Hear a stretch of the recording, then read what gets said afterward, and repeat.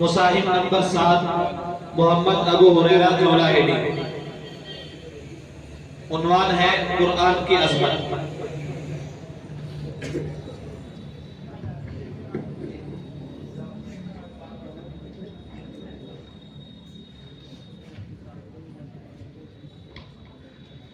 بسم اللہ الرحمن الرحیم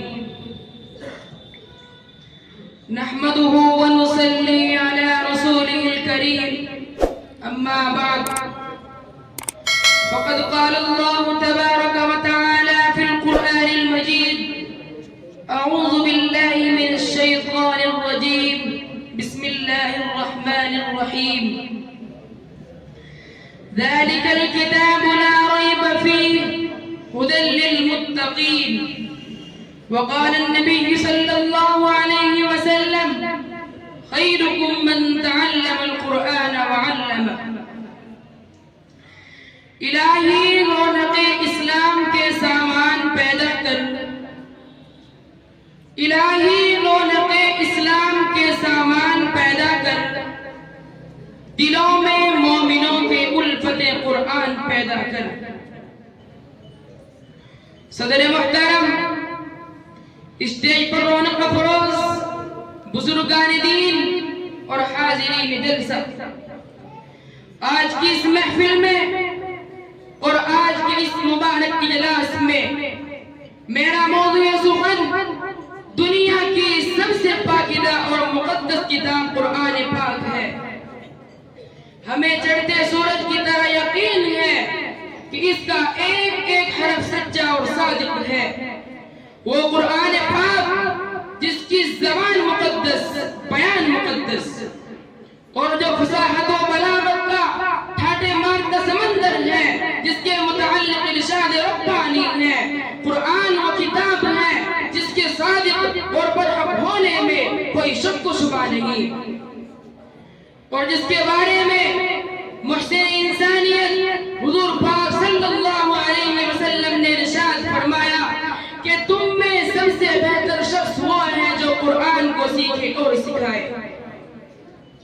نوجوان دوستو، قرآن پاک رب ذوالجلال کی طرف سے عطا کردہ وہ حسین تحفہ ہے کہ جس نے 23 برس کی قلیل مدت میں پورے عالم میں وہ انقلاب برپا کر دیا کہ بڑے سے بڑے فصحا، بلغا، ادبا اور شعراء حیران و ششدر رہ گئے، جس کی آیتوں کو سن کر پتھر دل موم ہو گئے۔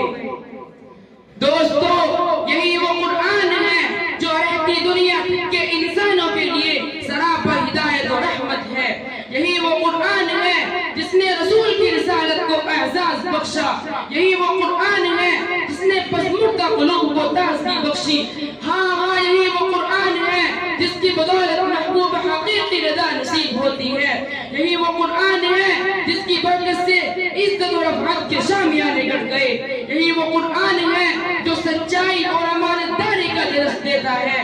یہی وہ قرآن ہے جس کی نظیر پیش کرنے سے ساری دنیا عاجز و قاصر رہی۔ یاد رکھو، یہ قرآن دنیا کی سب سے بڑی نعمت ہے۔ یہ زمین و آسمان، چاند، سورج، ستارے کوئی اس نعمت کا مقابلہ نہیں کر سکتے۔ یہ قرآن رب کائنات کا مقدس اور عظیم کلام ہے، اور کیوں نہ ہو جبکہ اس کا اتارنے والا امین، جس کے ذریعے اتارا گیا وہ بھی امین، جس ذات پر نازل ہوا وہ بھی امین، جس مقام پر نازل ہوا وہ بھی امین، جس مہینے میں نازل ہوا وہ تمام مہینوں سے افضل، اور جس رات میں نازل ہوا وہ 1000 مہینوں سے بہتر ہے۔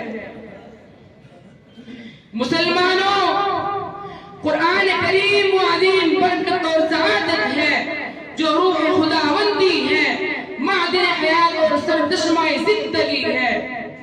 وہ عرب قوم جو پشت پشت سے مردہ چلی آ رہی تھی، دنیا جس کو دلیل حقیر جانتی تھی، کوئی ان کو اونٹ کی مینگنیوں میں کھیلنے والا سمجھتا، کوئی ان کو جہلائے عرب کا خطاب دیتا، کوئی ان کو جاہلین مکہ کہتا، لیکن جب قرآن آیا تو جن کا نام جہلائے عرب تھا صحابہ کرام ہو گیا، جن کو فرض سے یاد کیا جاتا تھا ان کو رضی اللہ عنہم ورضوا عنہ کا اعزاز ملا.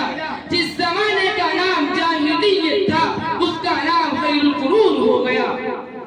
وہ مردہ قوم جو کروٹ نہیں لے سکتی تھی طاقت قوت سے ایسی لیس ہو گئی کہ جس نے کیسر و کسریٰ کا غرور خاک میں ملا دیا اور بڑی بڑی سلطنتوں اور حکومتوں کا تختہ الٹ دیا.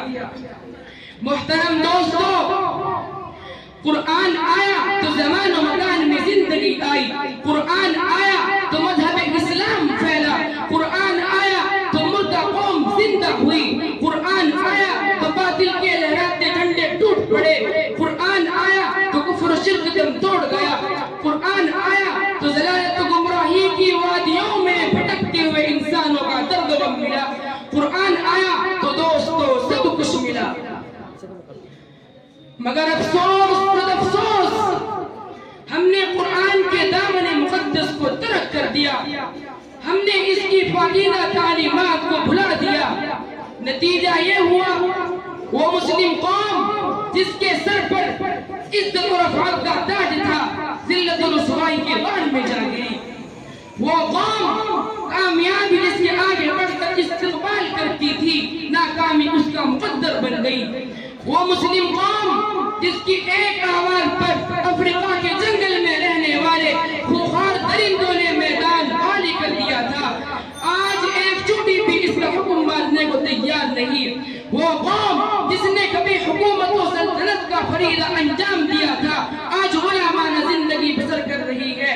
وہ قوم جن پر کبھی تاریخ نازا تھی آج ماتم کنا ہے. وہ قوم جس کی مالی روشن تامنات تھی حال مستقبل اس کا تاریخ ہے.